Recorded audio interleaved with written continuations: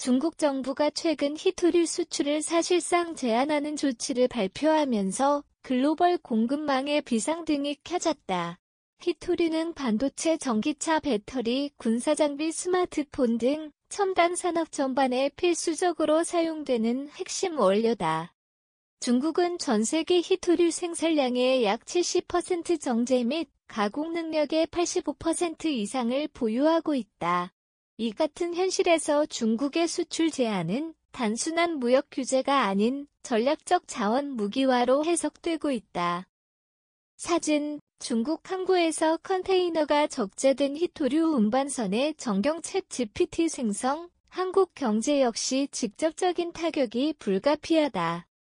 반도체 2차 전지, 전기차, 디스플레이 등 한국의 주력 산업 대부분이 히토류 소재에 깊게 의존하고 있기 때문이다.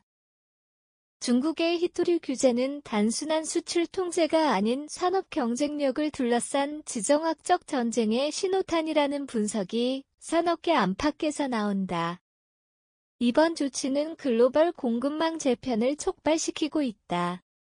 특히 반도체 생산 공정에서 사용되는 가돌리늄, GD과 네오디뮴, ND 등은 대체가 쉽지 않아 대만, 한국, 일본 등 아시아 첨단 산업 국가들이 즉각적인 피해를 입고 있다.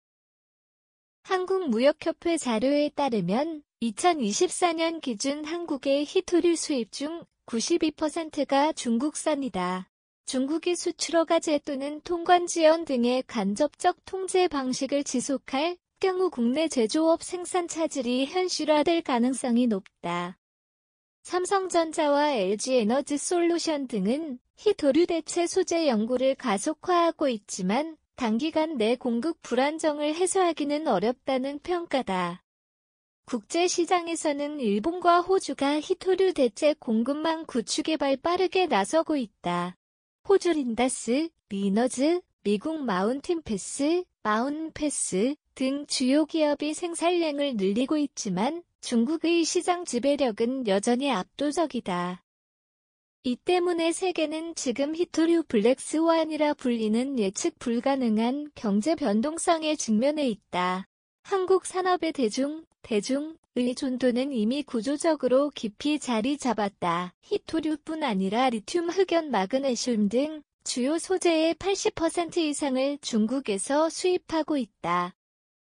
이는 단순한 수입선의 문제를 넘어 한국 산업구조의 편향적 공급망 리스크로 이어지고 있다. 전문가들은 히토류 공급 차질이 발생하면 단가 상승은 물론 생산 일정까지 불안정해져 완제품 경쟁력이 약화될 수 있다고 경고한다. 특히 반도체, 전기차, 2차 전지 등 고부가가치 산업일수록 소재 확보가 전체 공정의 안정성을 좌우한다. 결국 중국의 히토류 통제는 한국 산업의 급소를 겨냥한 조치로 해석된다. 이에 따라 한국은 탈중국 공급망 다변화를 더 이상 미룰 수 없는 과제로 인식하고 있다. 하지만 현실적으로 중국은 세계 최대 소비시장 중 하나이자 기술 협력 파트너이기도 하다. 따라서 완전한 탈중국이 아닌 부분적 리스크 분산이 현실적인 접근으로 평가된다. 산업통상자원부는 히토류를 포함한 33개 핵심 광물에 대해 국가 전략자원으로 지정하고 비축 확대 및 해외 확보 전략을 추진하고 있다. 한편 포스코홀딩스는 호주, 아르헨티나 등 해외 광산과의 장기 공급 계약을 추진 중이며 LG에너지솔루션은 인도네시아와 캐나다 등에서 자원 협력 네트워크를 확대하고 있다.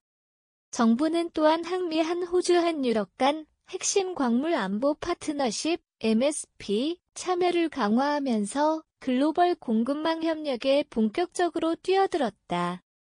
이러한 움직임은 단기적 대응보다는 장기적 산업 생태계 전환의 신호로 읽힌다. 전문가들은 이번 사태가 오히려 한국의 산업 구조를 업그레이드하는 계기가 될 수 있다고 평가한다. 중국의 히토류 수출 제한은 한국 경제에 단기적 충격을 주지만 장기적으로는 자립형 공급망 구축의 전환점이 될 수 있다. 이제 한국은 싸게 사오는 전략에서 안정적으로 확보하는 전략으로 패러다임을 바꿔야 한다. 정부의 정책적 지원, 기업의 기술 혁신, 국제협력의 삼박자가 맞아야 한다. 희토류는 단순한 자원이 아니다. 21세기 산업 패권의 상징이자 경제안보의 핵심이다. 이번 위기를 계기로 한국이 탈중국의 존형 경제에서 자립형 산업구조로 나아갈 수 있을지 전 세계의 시선이 집중되고 있다.